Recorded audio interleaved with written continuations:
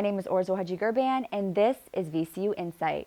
As of Thursday morning, VCU is reporting 79 active cases of COVID-19 among students. Cameron BRANSCOMB breaks down the numbers. There are about 4,400 residential students, and currently 60 of them are in isolation. Now, there's a difference between being in isolation and being in quarantine.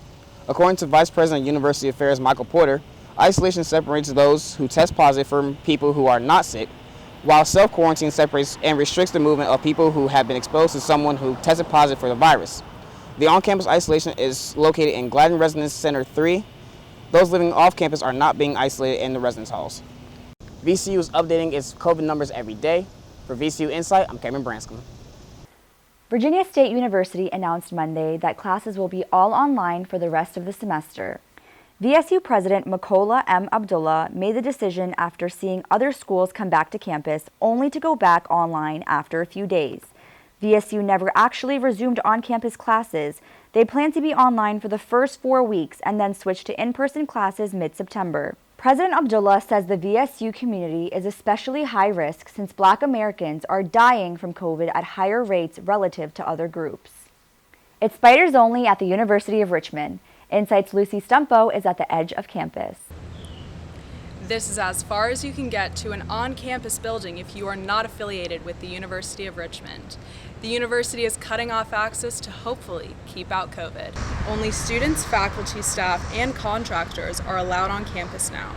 The Weinstein Center of Recreation is usually open to area residents, but now only students are permitted in the building.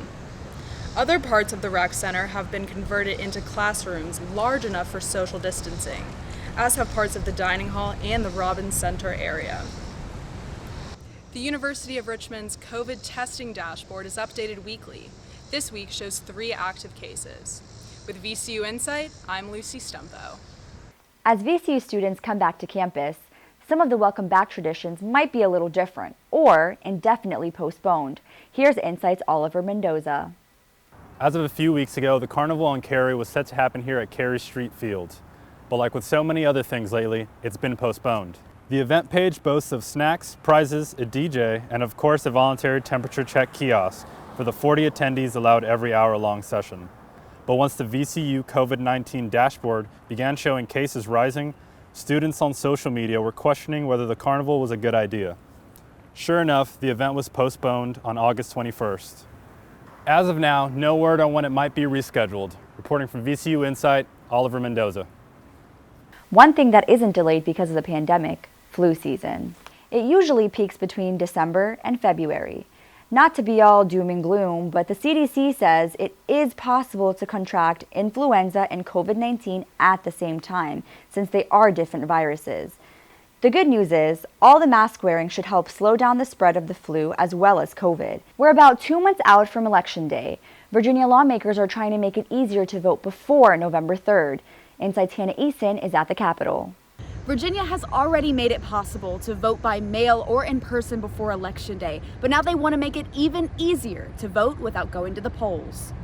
Democrat-led committees in the House and Senate approved bills that would do 3 things: provide prepaid postage on absentee ballots, set up a drop box where voters can deposit their ballots, and create a process for alerting voters to an error on their ballot so that they can have a chance to fix it. The General Assembly isn't usually in session right now, but the governor called them back for a special session that started last week. The session is focused on police reform, budgeting for COVID-19, and increasing voter access. You can request an absentee ballot for any reason until the end of October. In-person absentee voting, that's our version of early voting, is available until September 18th. Reporting from the Capitol, I'm Hannah EASON. We only need 1 more inch of rain to set an all-time record here in Richmond. InSight's Dominga Murray says we just might get there. Right now we've got the 2nd wettest August on record, the only one wetter, August of 2004, the year of Hurricane Gaston. That record is 16.3 inches, and we're at 15 inches right now. Looking ahead, the next couple of days, we may see some remnants of Hurricane Laura late Saturday into Saturday night. That could put us over the mark for the record.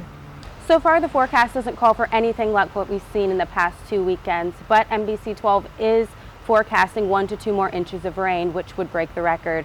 For VCU InSight, I'm Dominga Murray. The A-10's decision to postpone fall sports has impacted a lot of VCU teams. Here's Ben MALAKOFF. Practice during a pandemic looks a little different. Same amount of sweat, but more sanitizer. New on the sidelines, liquid disinfectant which players use before and after touching equipment. But that is just the beginning. Head coach Stacy Bean and her two assistants are trying to limit the team's contact with equipment as much as possible. We sanitize the grips of our kids' sticks before and after every training session because it's a high contact area for them. There's sanitizer right near the water cooler, so before and after, every time they fill a water bottle, they're supposed to be sanitizing their hands. Little things like that. We're just trying to take away that cross-contamination piece of it. Even with the restrictions, the team is just happy to be back on the field. For VCU InSight, I'm Ben MALAKOFF.